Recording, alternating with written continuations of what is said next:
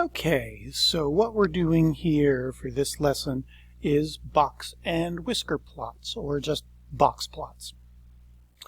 This is just another way to graphically show information from a set of data.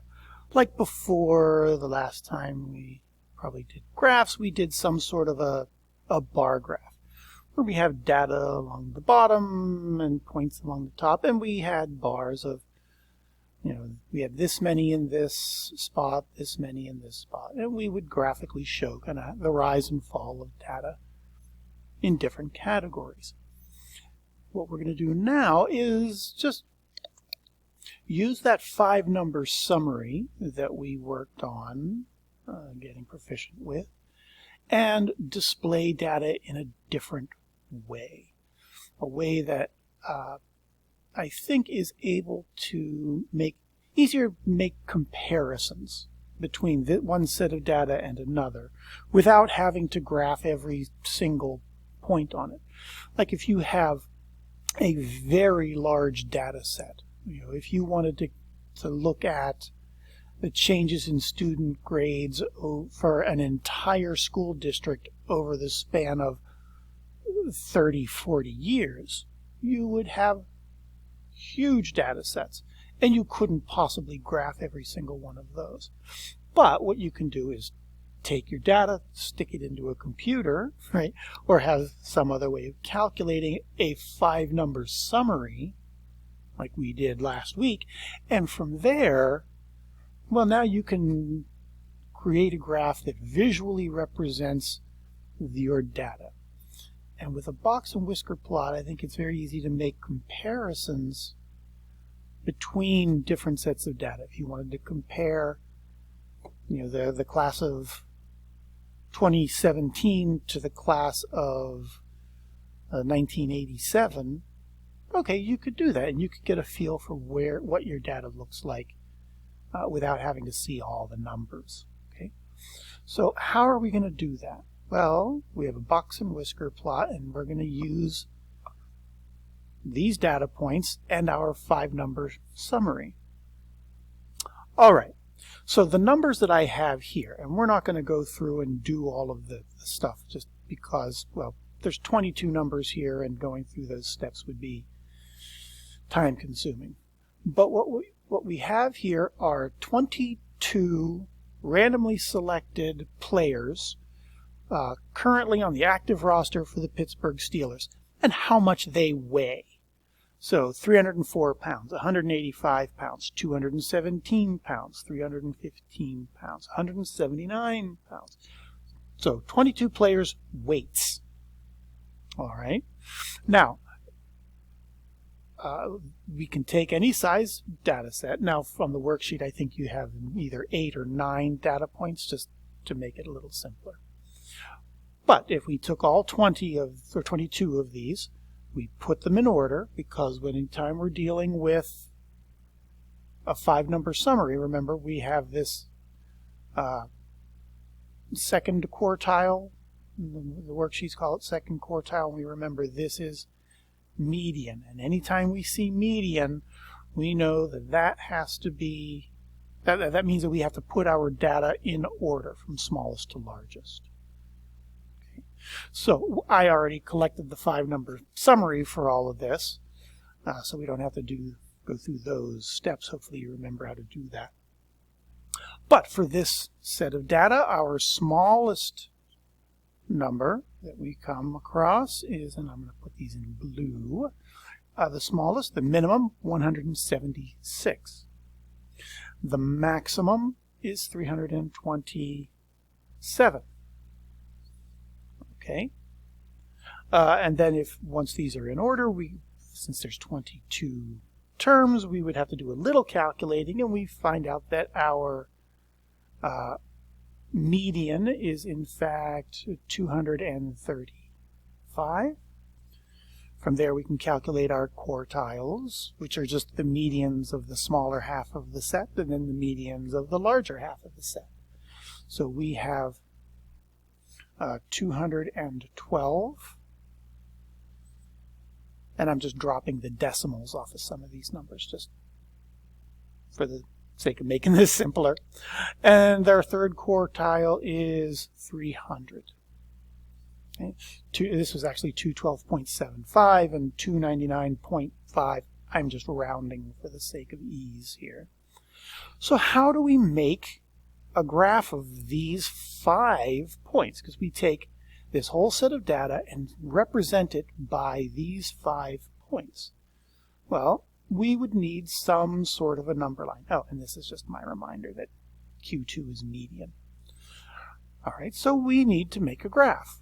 Well, we find these 5 points, so let's mark these points on our graph. Well, 176 is going to be here somewhere.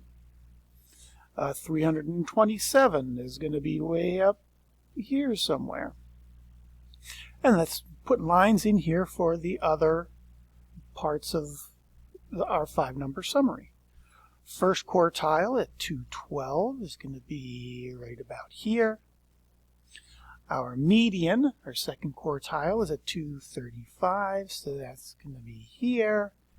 And our third quartile at 300 is way up here.